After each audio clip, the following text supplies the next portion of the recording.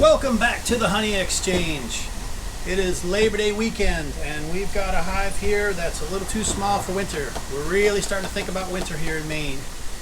So I'm going to combine this with another hive. You may have seen a video we did the other day where we went and inspected this. This hive is now queenless. So we're going to give them a little gentle puff of smoke, see if we can keep everybody calm. And we're going to combine two smaller hives into one larger.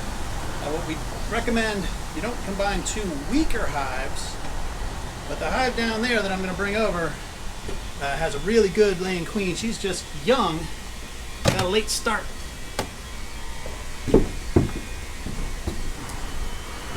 Move this out of the way. This is going to be the stand for the larger hive. I'll be right back.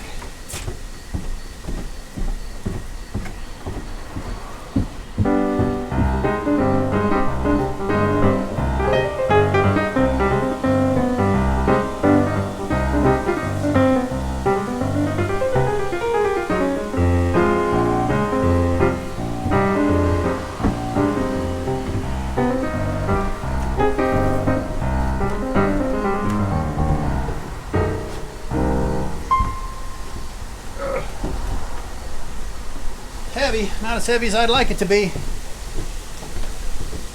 So because this hive was moved from just over the other side of the yard, the foraging bees from this hive are going to fly back into that direction and they won't be able to find their way back here.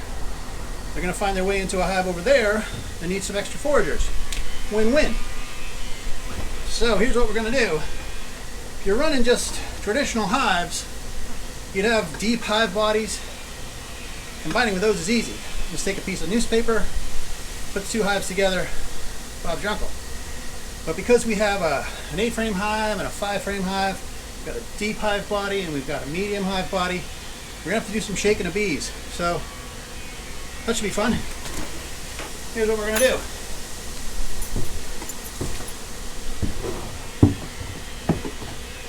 These frames are medium frames.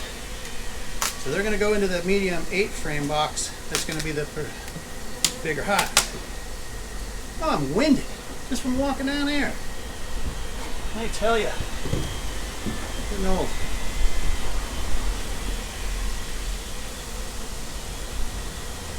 So this hive, as I said, is queenless.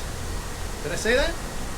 I took their queen away because there was a guy who needed some help saving his hive who didn't have a queen.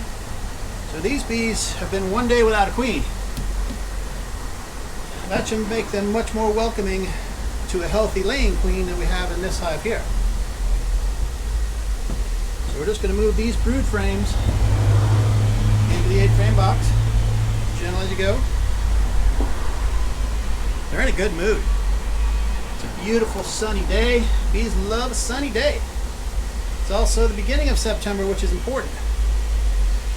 End of September, really by the middle of September, I'm not wearing shorts anymore. Bees don't really want to play after about the 15th. So I'm going to gear up.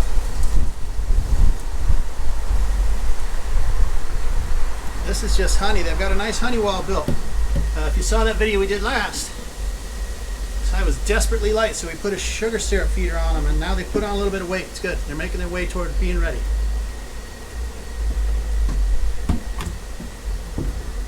So speaking of my shorts, I got these new boots, Red Wing boots. Check them out, they're worth every penny. You gotta spend a little extra, but they last for a long time. Got my new boots, and my daughter said that with this uniform I usually wear, I give off kind of a Laura Dern in Jurassic Park vibe. But I'm cool with that. Love Laura Dern.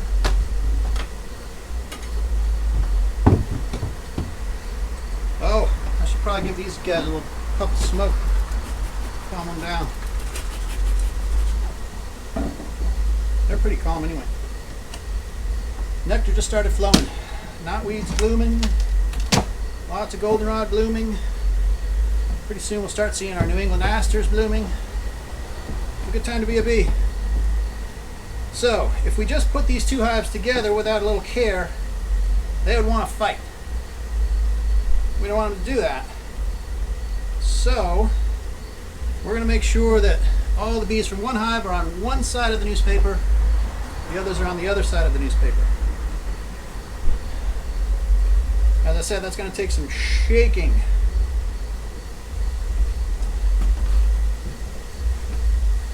So,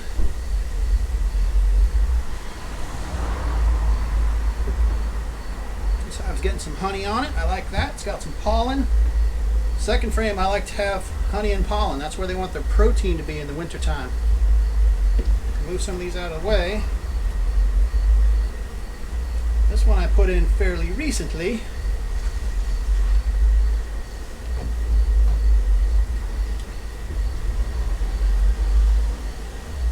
And I think this is the only frame. Yeah, that's got all the brood on it. So we gave away some of this hive's brood to somebody who needed it. But the hive is doing well otherwise. They've got a good foraging force. That'll go down there. This pink hive, oh, there is more brood. Calcicrees. I love it when I'm surprised by good things.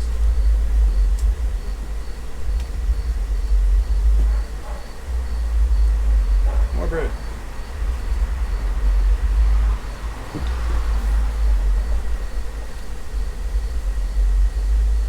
So before I move these frames in there, I gotta get the bees off them.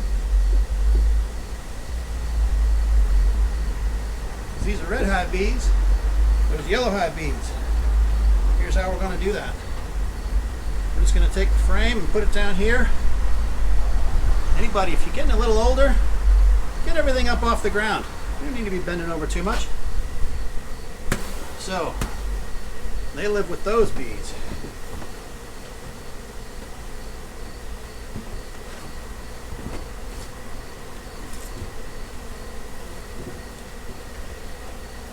That frame doesn't have much on it.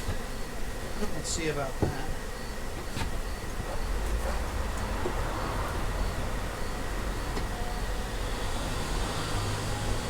Good over there. It's got some nice pollen though.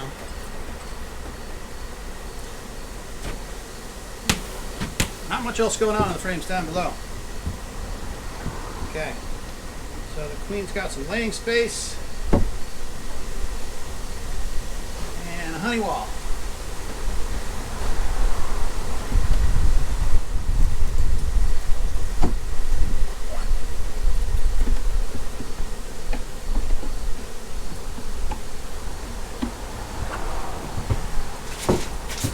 We're put on the newspaper. Hey, support local journalism. Important. Read it on paper. It's better for your soul than reading it on a computer. That's proven. Science. Portland Press Herald.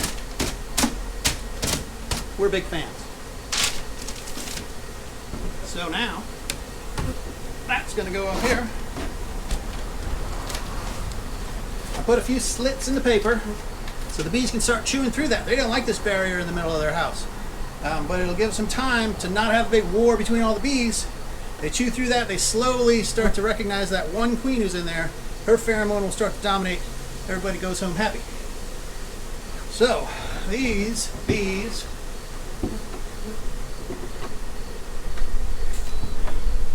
need to go in this box.